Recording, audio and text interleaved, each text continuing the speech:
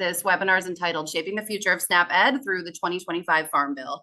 Today, we have presenters from Feeding Pennsylvania, from the American Heart Association, as well as the Food Trust. And I'll make sure to introduce our presenters in just a minute. But before I do that, I just want to review a couple of quick housekeeping notes. First of all, this webinar is being recorded, so we'll be sure to send a link out to everyone afterwards. So feel free to hop back on and rewatch anything you missed. And we also encourage you to share this with any colleagues or community partners or community members that you might work with who have an interest and who are supportive of SNAP Ed. I also want to note that after the close of this webinar, we'll also be sending a whole library of resources for you. So we'll be talking about a lot of different topics today, but if there are certain things that you wish you had a deeper dive into, please be sure to check that email because there will be a whole list of resources regarding some of the discussion topics for today.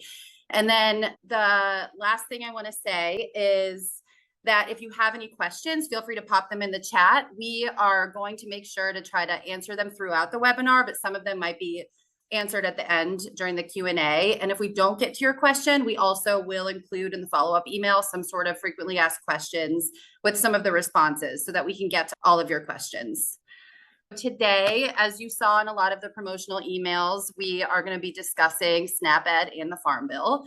We have three key objectives that we're hoping to achieve. We want to make sure that everyone on the call today feels like they have a good understanding of what the Farm Bill is and its implications for SNAP Ed. We also hope to help everybody to understand what the proposed SNAP Ed provisions were in the House and Senate Farm Bills, as well as the current status of the Farm Bill. So things have been moving rather quickly. So we're going to make sure to get everybody up to speed on what's happening. And then lastly, the American Heart Association is going to be providing some advocacy best practices and some strategies for SNAP Ed stakeholders and how you can really make your voice heard and bring more visibility to your SNAP Ed programs. And then on the right here, you'll see our agenda for the day. We'll be going through some introductions. We'll be talking a bit about what the Farm Bill is, what's being proposed, the current status, some advocacy strategies and best practices, talking about what some next steps could be and ways in which you could take action. And then we will close with a Q&A. Okay. So before we dig in and before I really introduce our presenters, I want to set the stage for a second and just share a little bit of context about why we decided to put this webinar on in the first place. I think a lot of us know that this is a really critical time for SNAP Ed. We're currently working under an expired Farm Bill. We're entering a new administration and a new Congress in January. And that means that this is the time for all of us to really be sharing our voices and to be bringing more visibility to SNAP Ed and to collectively be working together to make sure that we have a Farm Bill that is supportive of SNAP Ed, that is well funded, and that is helping us with reaching our goals. I think most of us on the call here, we have a lot of experience seeing SNAP Ed impact communities and seeing SNAP Ed positively contribute to achieving nutrition security. But I think a lot of us on this call also experience some of the challenges of SNAP Ed and know that if we had policies that are continuing to better support us, we can continue to have greater outcomes.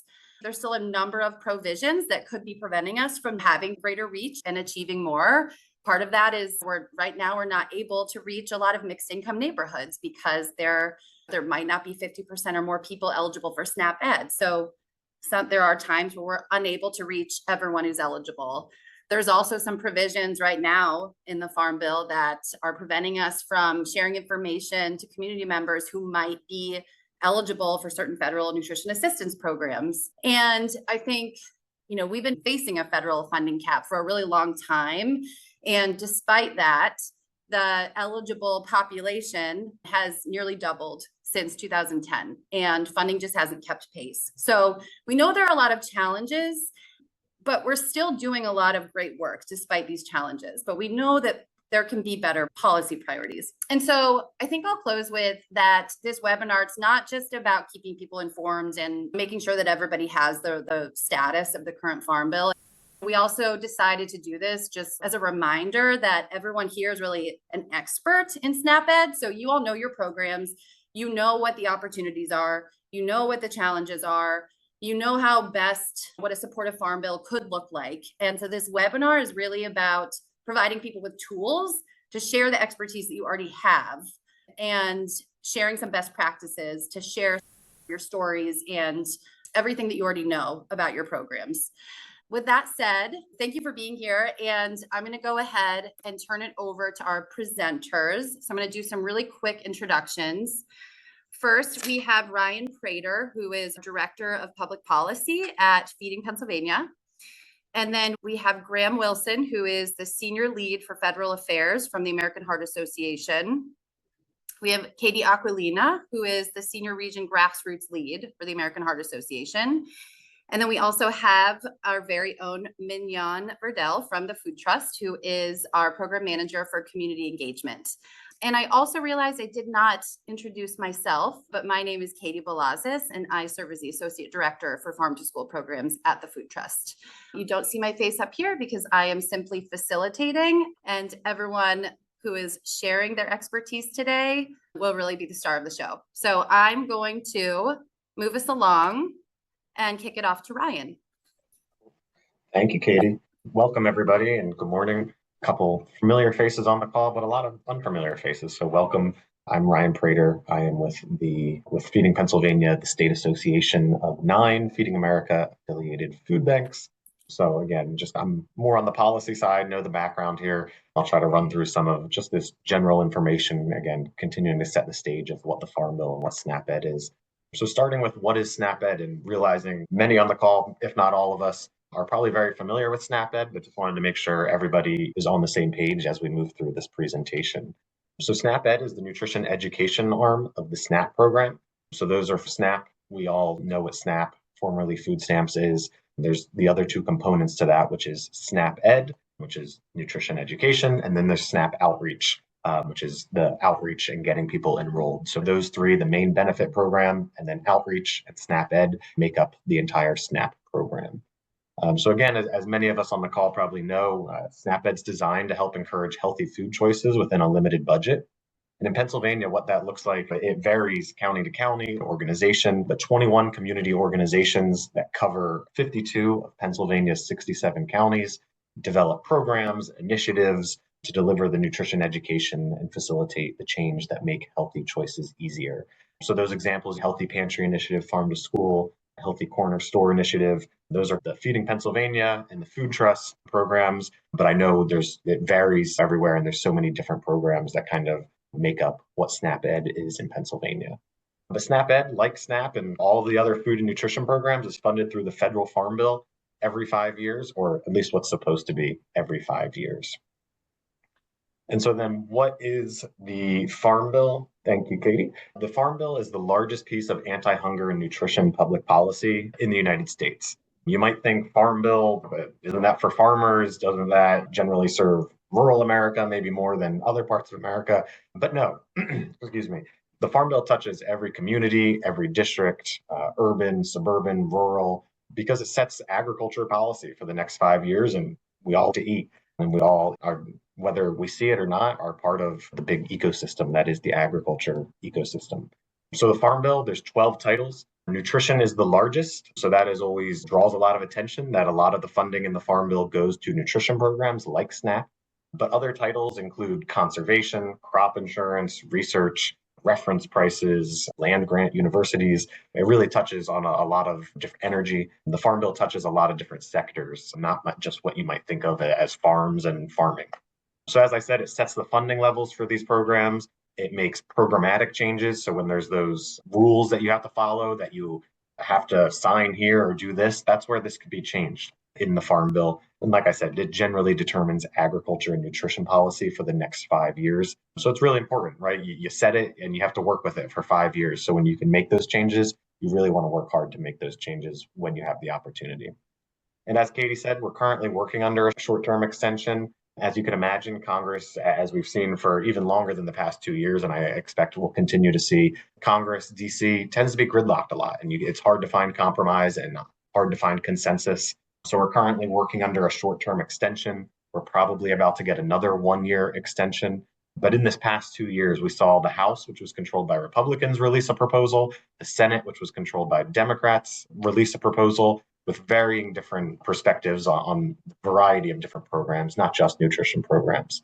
But I do want to point out, as we all know, probably there was an election just about a month ago. And so next year, everything will start over. The whole process has to start over. I think it's a reset of the entire Farm Bill process. And so that next slide is just a graphic. As I said, nutrition spending makes up about 3/4 of the entire Farm Bill spending.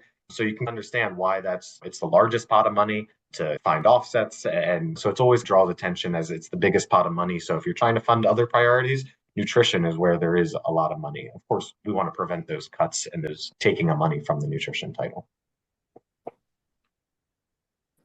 And so then jumping into some of the SNAP Ed priorities, and I do want to point out this is from ASNA. So that link will be, maybe it'll be put in the chat here as I'm talking, and you can Google it, and we'll follow up with those links to all these things that we're talking about. But ASNA is the professional association of SNAP Ed educators, nutrition educators. So really encourage you to check them out. There's so many good resources on their website about the Farm Bill, about general SNAP Ed stuff. So I really encourage you to check them out if you're not in tune with them.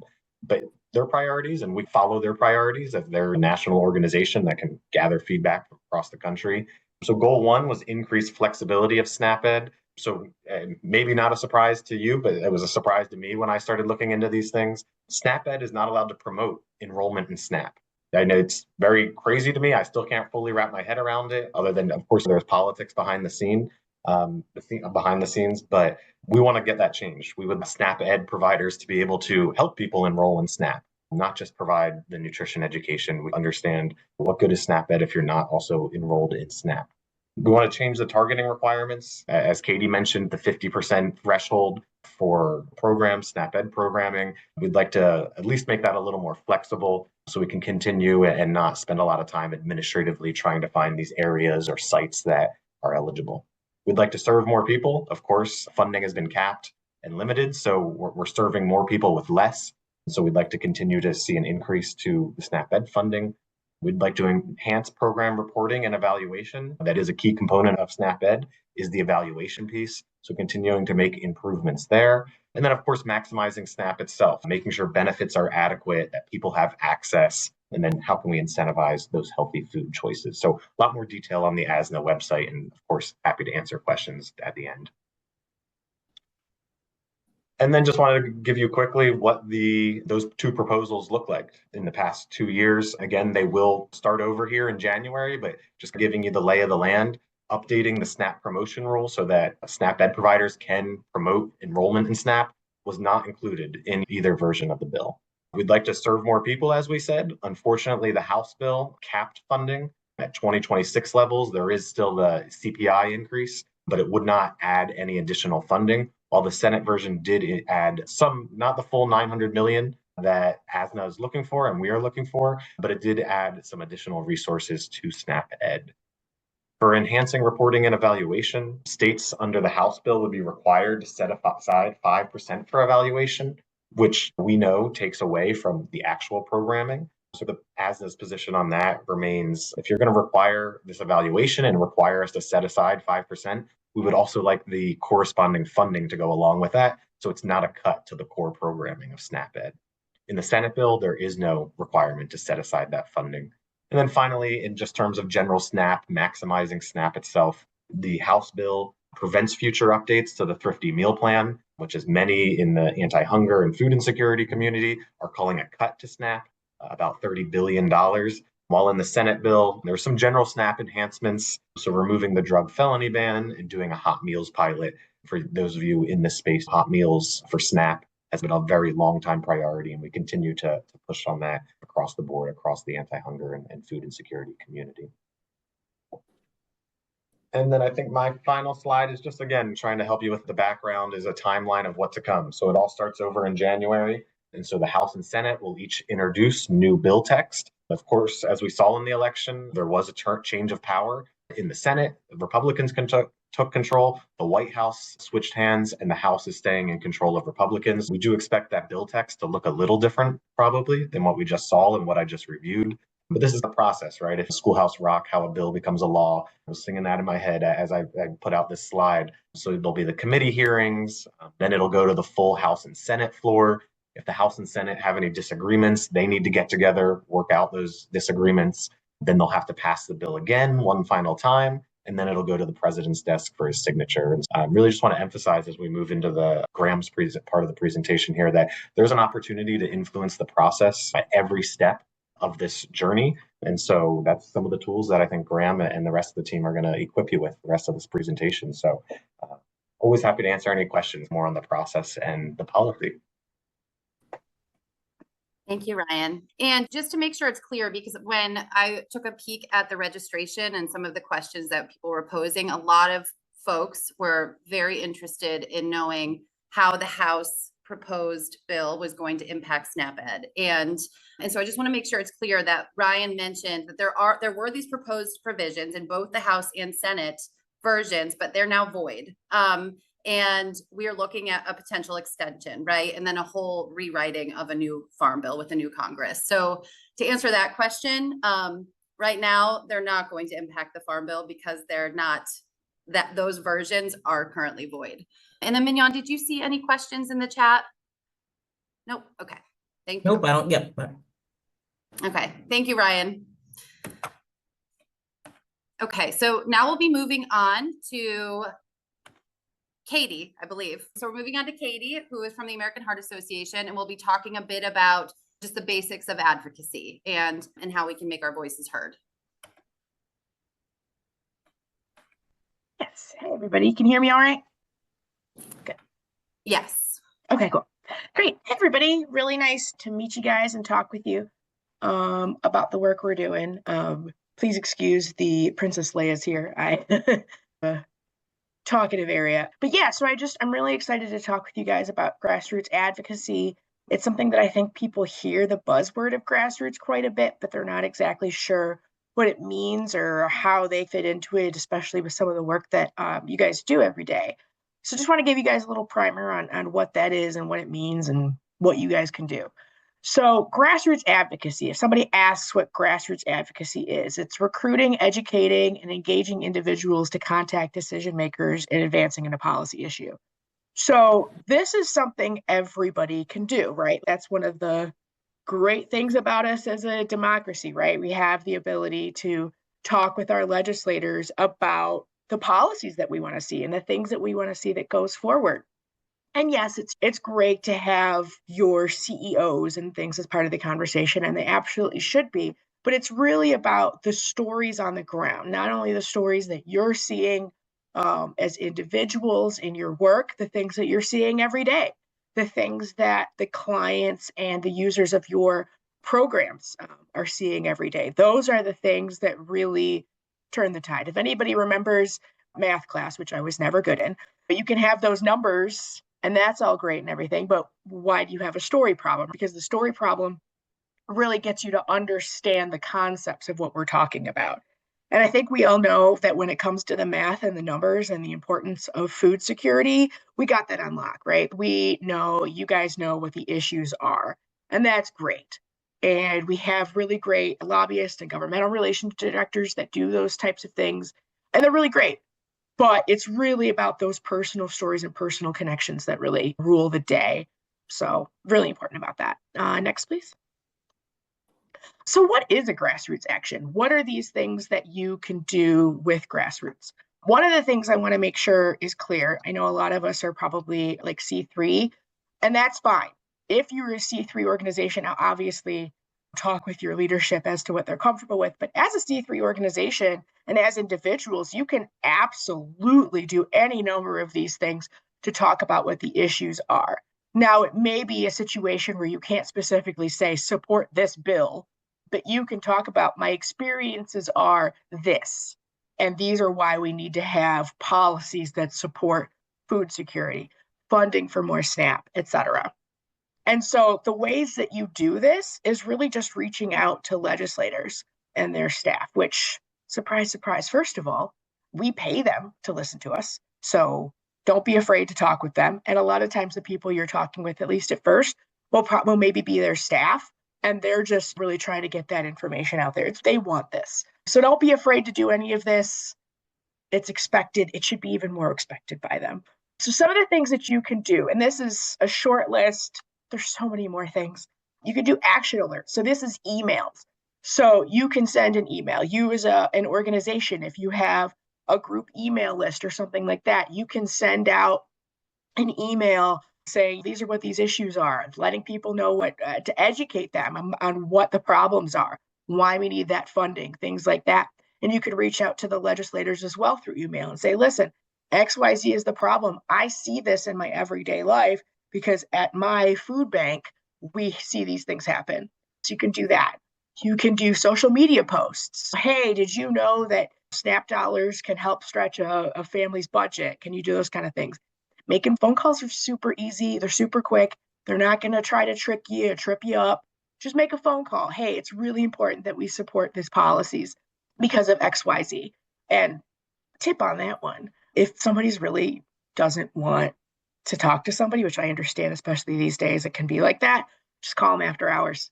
Just leave a message. Very easy. And then in-person meetings or drop-by visits. So you can set up an in-person meeting, right? Just like anybody, you as an individual talking about, I don't know, talking about the need for more shoes or whatever it is. You can call your legislators at any time. And especially as an organization, you can call them and say, hey, we'd love to come in and have a meeting with you, talk about these issues. We'd love to drop, or you can just drop by, say your state senator's office, or you see your senator's office on your commute or something. Just pop in and say, hey, I really want to talk to you about this issue. I'd also say, and this wasn't on here, sometimes it's really effective too, especially if you have a site, to invite those legislators to come and see your site and tour your site. And that way, you don't even necessarily have to talk about a specific bill. You just talk about those experiences at your site. And they're coming out and they're learning about it. And they really like to do that too. Also do letters to the editor, making sure that that's in the media. I'd also say, especially if you're especially any of you who are in a more rural community, look at those small papers. They are still really being actively used. They are still being really looked at, and it's just really great. You can really get, and it's usually the people that are more active in their community that are looking at those, including the legislators and their staff. Media interviews, pitch media. If you have a communications team or something like that, just pitch media to them. Make sure that's there. Have advocacy training. So you can have somebody come out and talk about advocacy with your members, with yourself, with your staff. We're actually also really happy to do that. So feel free to contact the Food Trust or whomever and let them know, or I'll give you my email. We're happy to come out and talk with you about that. And then really it's about sharing your story, right? That's what all of this is about.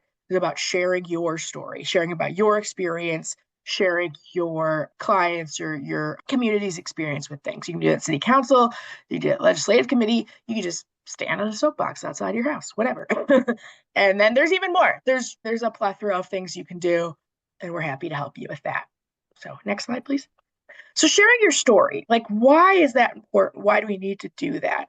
What brought you to advocacy? What brought you to the organization you work with? What brought you to the food security and nutrition space? What's your why? Why do you get up in the morning? Why do you go to the job that you go to? Why do people do that? Why do the people that you serve in your community come to your programs, come to your events, come to your things? Those are your why. That's what legislators want to hear about. They want to know what benefits this has for their community. It really helps legislators connect the dots and empathize and really creates that human connection. I know that I've seen votes completely change based on it. We had a policy issue that we were working on for taxation of tobacco in Maryland a few years ago. And a high school student came and talked with their state senator and said, listen, these are my perspectives. We really need to make sure that I see what's happening on campus in my school. And the legislator was not going to support it. And by the end of that conversation, not only did they support it, but they cited that conversation with that high school student when they were on the floor saying why their vote was going to be a yes for that. So it makes a huge difference. Next slide, please. And then building relationships with lawmakers. Now, this is something, you don't have to do this, but it's good to do your little homework on them and things. find out things about them that you think might end up kind of turning the tide, right? What school did they go to? What kind of job did they have before they were a legislator? What organizations may they be a part of? How are they maybe connected with it? Things like that. And you can get that information a lot of different places. I'd say check their campaign websites, even if you have nothing to do with their campaign, you still has great information on there you can get. Find out things like that. You can go on their LinkedIn. You can do a little Google search on them, any of those types of things. Like I said, it's not necessary, but it is a helpful framework. You can say, oh, you went to school at the same school that my cousin went to. And then you've got a door to open, right? You could be like, oh, hey, we're on the same page here. So, really a great thing. And then just make that introduction. If they're a freshman legislator, congratulate them on their election. Make sure that they're part of it. Sign up for their newsletter so you can find out more information. Tag them on social media if there's something that you're talking about that you want legislators to know about. Those are all really great starts to that. And just make sure that you are just having those conversations. Remember that these are not special, magical people. These are normal people who have interesting jobs that actually aren't even that interesting always. So don't be afraid to talk with them. They really want to hear what you have to say, and it can really make a huge difference in the conversations that you're having. Then do I have one more? I think. No. So yeah, just before we flip it over to Graham, just really make it easy. Think about an elevator pitch. I'm sure some of you have worked on elevator pitches before or know what that is. We don't really have time right now to get into that, but basically just who are you? What do you represent? What do you want? Think of those three things and what do you want that ask to be once you've talked to that legislator? Even if it's just an educational thing, I want you to know that these SNAP programs help these people in this community. That can really make a big difference. So just wanted to give you guys some of that kind of primer and let you know how to do this. You can do it. Don't be afraid. It seems intimidating. It's really not. And go for it. With that, I want to throw it over to Graham Wilson, who is our senior grassroots lead for our federal programs. And he'll talk with you about how to do all this from a federal perspective. Thank you, Katie. And Graham, I will kick it off to you. And I think that was a good transition because Graham will be talking a bit about creating that elevator pitch, and then we'll have a specific example related to SNAP Ed. Great. Thank you. Good morning. Good morning, folks. So my name is Graham Wilson. I work to connect the voices of researchers, medical professionals, survivors, and folks who have lost family to heart disease, stroke, or cardiac arrest with our federal advocacy portfolio here at the American Heart Association. So I'm going to talk about Congress. Some of you may know some of this, so I'll just quickly breeze over it. There are two legislative branches in Congress, the House and the Senate. Throughout my presentation here, I'm going to refer to those as Congress as the whole. And also, you may hear me use the term member. When I'm using that term, I'm talking about both a United States Senator or a member of the House of Representatives or a congressperson. So quickly, our goal in advocacy is to build a relationship with the lawmaker. On the federal level, that can be a little challenging at times. Each of your federal representatives, your senator, your member of Congress, has full-time professional staff. In some cases, the member may be an expert on our policy area. They may know this may be a real passion project for them. They may sit on a committee that works on our issues, but not in every case. And in many cases, staff are the real issue experts. And so having a conversation with a staffer can be the most impactful thing you can do to advance your policy agenda. When making a recommendation to your boss or to the member of Congress on how to vote, how important are different tactics in the decision-making process of what are we recommending people vote for? And so I'm not going to waste any of your time here, right? The top thing, the thing that 81% of congressional staff surveyed said was very important are the position of a key group or key groups of constituents in the district. More important than the position of committee chairs or congressional leadership or other types of interest groups is key constituents, is the thing that was overwhelmingly ranked as very important. We can go to the next slide, please. And so to dig in more on that, right, if a member has not arrived at a firm decision on that issue, how much influence would different advocacy tactics have? And we can go to the next slide. And you can see, again, these congressional staff self-reported a lobbyist, a professional lobbyist coming in and meeting with them. 7% of them said that'd be very impactful, but 54% said that an in-person visit from a constituent is very impactful. That means that you're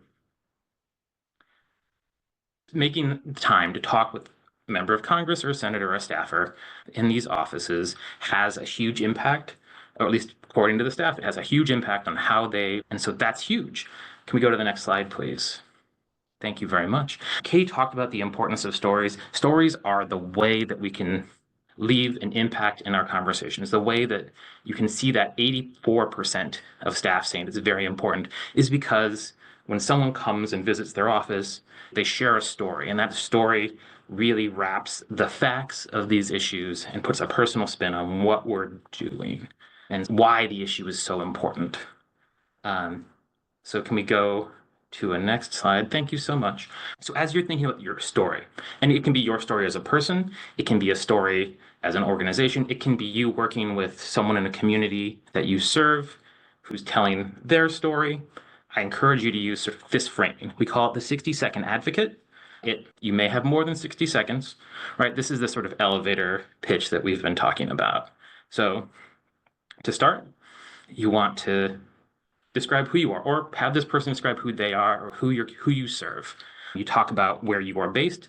The phrase "a constituent" is super relevant here. Most congressional offices primarily want to hear from people that they represent. If you're talking to a senator, someone who lives in Pennsylvania is great. You're talking to a member of Congress, someone from their district is going to be the most impactful. You talk about how you're personally connected to the issue.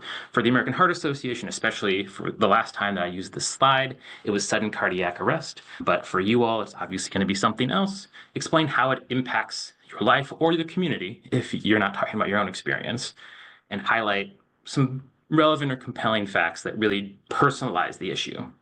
Then you want to spend that same amount of time talking about the legislation, talking about the personal impact that it might have, or whatever the issue is, and talk about how the lack of action is impacting people, your community, the people you serve, your family. And then you have a super short pitch. This particular slide is from a particular piece of legislation called the Access to AEDs Act. You may want to use a different one. That is great. This is a super quick. If you have a 1 minute of someone's time, use this sort of framing to frame your elevator pitch to make yourself as persuasive and as brief, quite frankly, as possible. If you have 10 minutes, you can still use this sort of framing to come up with the best story that you have, I think. And I'm back. Perfect. Katie, you're next. I just want to share a quick SNAP-Ed related example of what Graham's talking about around your elevator pitch and really sharing a personal story. So I wrote this one from the perspective of a parent, and this is actually a testimonial that was shared from a parent to us. And I want to kind of preface this with anytime, if you are sharing any testimonials or personal stories from people that you serve, you want to make sure to get their permission. So I also just want to note that you want to make sure they know that you're using any sort of stories or feedback they're providing. But this is a story from a parent. So their personal story could be something like, my name is insert name. I'm a parent to a child who attends insert school name in your district. So if you're talking to Senator Fetterman, it might be, my child attends a school in the districts that you represent. And I recently participated in a SNAP-Ed funded cooking workshop with my child at their school.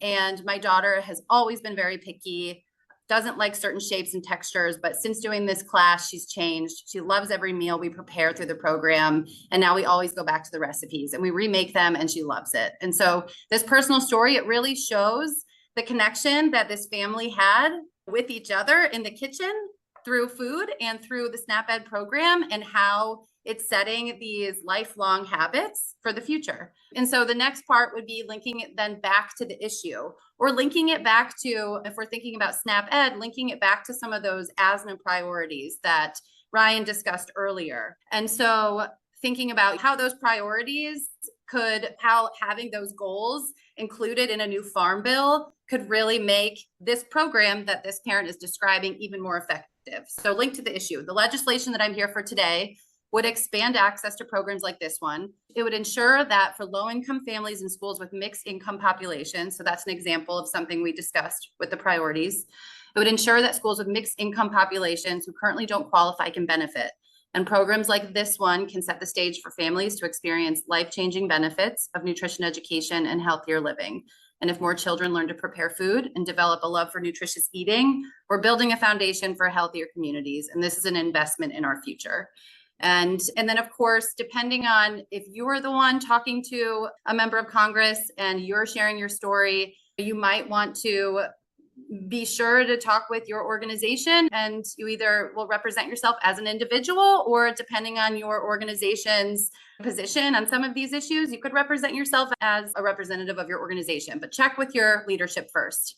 But the ask here would be, I'm asking you to support a farm bill that ensures SNAP Ed program is well funded. So back to Katie's point, we're not saying support bill, blah, blah, blah. We're trying to be really careful with that, but we're saying we want a farm bill that can help to continue to serve the children in our district and that can set lifelong habits for healthy eating. And moving on.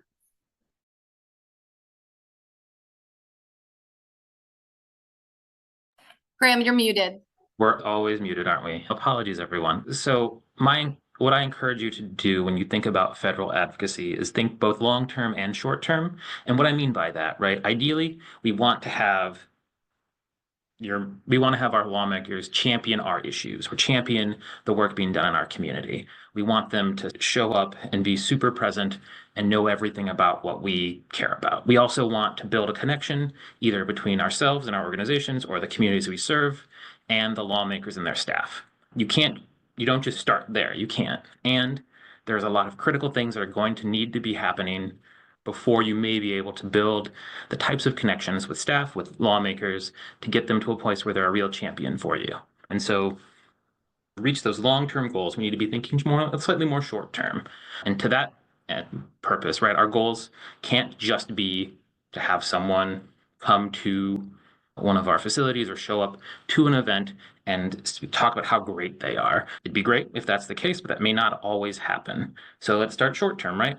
We can elevate the importance of the work that you all do, or the communities you serve, or the programs that, like SNAP Ed, that you work on or work with, and you can build knowledge about the work that you do with these staff, such that in the future you may be in a position to have a real relationship where instead of a drop-by meeting like Katie discussed, where you could go to an office and show up and talk, you could have a personal connection with someone who works on SNAP or agricultural issues or the Farm Bill in these offices that you could reach out to and have a coffee or have a real scheduled meeting where you have an hour of their time and you can talk for you can really dig into what you want to talk about. We have to think both in the long term, what are we trying to accomplish more than in the next 6 months? And also, what can we do right now to help us get to that goal?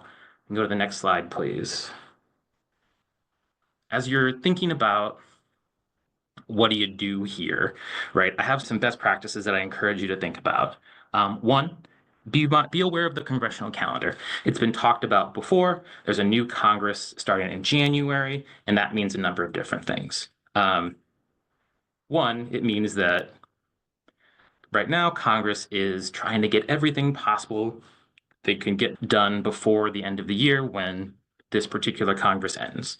And so that means that there's a lot of negotiations and discussions happening in the Capitol building about different priorities and trying to get things done before their term is up. It also means that next year, a lot of these pieces of legislation that we've all been working on for a while may need to start fresh and start new.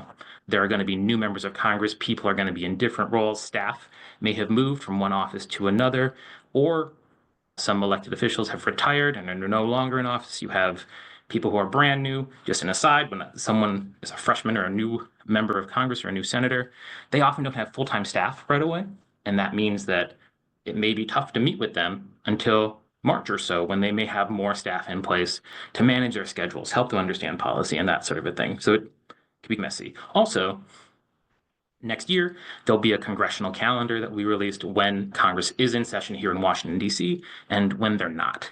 That is super important for planning. And unfortunately, we can generally guess when that might be based on how past Congresses have worked, but we don't have perfect information yet on what Congress's schedule will look like next year. And then there's the phrase district work periods. You may have heard this called congressional recess. This is when Congress is not in session in Washington, D.C., and is most often members are in district or in state meeting with constituents, or hopefully they're not here in DC, and so they are in this place where it's going to be easier to meet with them. This is the best time, as soon as we have a congressional calendar, to try to schedule visits, to have someone come to one of your facilities or meet with people in the communities you serve, because the schedulers for these members are actively looking to fill their schedule with things that will meet with constituents and also give the members something that matters to them on issues they care about. And so as we're looking at this next Congress coming up next year, I really encourage you all to look for when these district work periods are or congressional recesses are, and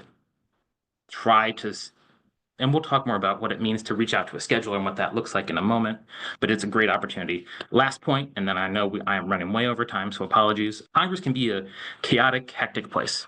Senators, members of Congress may not be issue experts in everything. I've said this before, but I want to repeat that. And they're balancing out different priorities. And all these people are human, which can be good, right? They shouldn't be scary. They're not someone that should be concerned about meeting with. It also means we may not always meet them at their best. We can't always control where people are at, who we're meeting with, how much time they have. Every interaction that we have with a member of Congress, with someone who works for them, is an opportunity for us to make an impact. And so we should focus on controlling what we can control. And lastly, and I've said this before, but it bears repeating over and over again, most offices are most interested in hearing from their constituents rather than people who they don't represent. And it's very important that as you're thinking about messaging and who is the right person to engage with these offices, whether it's a senator or a member of Congress, it's really critical that you have a constituent do that, or someone who serves the community with that which they represent. We can go to the next slide and I will wrap it up. Perfect. So how do you get started? We've talked about research before. Most simple point is figure out who represents you. Be aware of the congressional calendar as much as you can. And then if you don't have any other information, you can literally find their official website and can start to reach out. So on the screen, and apologies, a little small, you have two different ways that this looks like. So Senator Bob Casey from Pennsylvania on his website has a web form that you can fill information in. It's very straightforward. It has what type of meeting you are, who you are, what you're asking for. There's a point where you could click meet with staff, meet with Senator Casey. In general, you'll find Senate offices have more staff and are better supported because they have 6-year terms. And so that means that some of their infrastructures are better built out. Where Pennsylvania member of Congress Mike Kelly has office locations. You can call the office. You can also invite him to an event through his website, but the website doesn't have that same form, and that's totally fine, especially because if you have to make a phone call, that's okay. You're going to have a chance to talk to someone. So this is just how you can get started, is literally type it into a search engine, your preferred one, find the contact screen on their website, and make a call or send an email. In offices that have been in place for a while, a professional scheduler, their staff will get that information and will process it, and should get back to you very quickly. It may take a minute. I will tell you that there are offices that are champions on our issues at the American Heart Association who don't always get back to us right away. And that isn't a sign that they're not supportive or anything like that. It's just a sign that they're processing a lot of things that haven't gotten to us yet. And so with that, I want to thank you all for listening to me. I think Mignon, are you up next? Yes. Perfect. Thank you so much, Graham. And Mignon, I know we don't have a lot of time. If you could just take a minute to share how you might work with some state level elected officials. Absolutely. So thanks, Katie. So I'm going to take 30 seconds. I thought this conceptual model would be a helpful slide to talk about the fact that I do community engagement work for the Food Trust and work to really engage program partners more deeply in the work that we're doing. And so, like many of you, I saw the question and a lot of folks answered that they don't have a lot of experience doing advocacy. And I think I fall into that category as well. And I just wanted to share some stories about things that I've been able to do locally. But just for the sake of time, I just want to echo a lot of the things that have already been shared regarding leading with your elevator pitch and services that can benefit the constituents of the person that you're talking with and your most public facing and like easily accessible program. And then doing that homework to find out how even some of your local representatives, which is a great place to get your feet wet and to try some of the, like maybe some of the things that we've suggested today. You would be surprised at how there are a lot of informal relationships that local reps have with federal representatives. And last but not least, we don't know where the Farm Bill will end up. And so I think that having some of these relationships created with local politicians not only will help you figure out what to do in the meantime and best practices on how to engage people in your program, but it can maybe help you impact some local policies that will be beneficial in supporting some of the things that the Farm Bill may not. Yeah, that was just my abridged version. Thank you. And you can advance the slides. And so I know we're right at noon. So the last slide that we have here, we just want to talk a little bit about taking action. So as we said, this is a very critical time for elevating SNAP Ed and making sure that we have a bill that is well funded and that supports SNAP Ed and aligns with a lot of the goals that we shared related to ASNA. And so the key message right now is to pass a Farm Bill extension and also ensure that funding is maintained. So those are two separate things. A Farm Bill extension could be passed, but then there's the appropriations. So we want to make sure that both are, the funding is maintained and that a Farm Bill extension is passed, since likely the House and the Senate versions are kaput at the moment. And if you live or work or service the Thompson or Fetterman's districts, they're both key players in shaping the Farm Bill. And so your voice can really amplify SNAP Ed and really put that on their priorities list. Just like Graham mentioned earlier, many staffers said that hearing from their constituents is one of the best ways for them to make a decision around a policy or a piece of legislation. So your voice is very important and sharing your story is very important. And so the Farm Bill, it's going to be a priority for the new Congress in 2025. And that's when we really want to make sure that we have a unified voice together as Pennsylvania SNAP Ed providers. And we also will have some more time to influence the outcome and just to make sure that our stories are heard. And so what can you do now? So the first thing you can do, you can communicate with your government affairs office if you have one at your organization. See if your organization has a position on the Farm Bill and if there's a way that they could set up any type of meetings or helping to support any sort of communication around the Farm Bill. You could sign on to a coalition letter. So ASNA is currently working on a letter to urge Congress to pass an extension and make sure there's funding maintained. And we're planning to send that letter out so that if your organization wants to adjust it or modify it in any way, you can do so. And then you can also send it. So all of our collective voices, they mean something. And then everything that Graham talked about. So call or visit your member of Congress. That's always a really impactful way. You might just talk to the staffer, not the member of Congress, but they're going to share all that information to the member of Congress. Schedule a site visit now that we have more time. Bring your legislators or bring their staffer to one of your events. And then lastly, I have the link here for ASNA's website, but there's tons of resources and we're going to send them out, and make sure to track that website for any updates. The very last thing I'll say, unfortunately, we don't have time for Q&A. I want to be very respectful of time and I'm already over time, but this will likely just be the first of a series of webinars because so much is changing so quickly. And we're going to continue learning about what the priorities are of this new Congress. And we're going to continue to strategize the best ways in which we can ask for a supportive Farm Bill together and share our voices together. So this will not be the last webinar. Hopefully the next one will not have an internet outage, but we encourage you just to continue touching base with us and reading the emails that we're going to be sending out around updates and future webinars. And then we'll also be sure to send everybody a library of information, digging into some more of the topics that we discussed today. And then we will also make sure to have a little Q&A, an FAQ, since we didn't have time to answer all of your questions today. So I'm just gonna leave this here. Oh, if you could advance just to the last slide with all the contact information. Feel free to take a picture of this slide so you can contact any of our presenters today. We really appreciate you being here and we hope to see you soon. Please reach out with questions. Thank you. Thank you.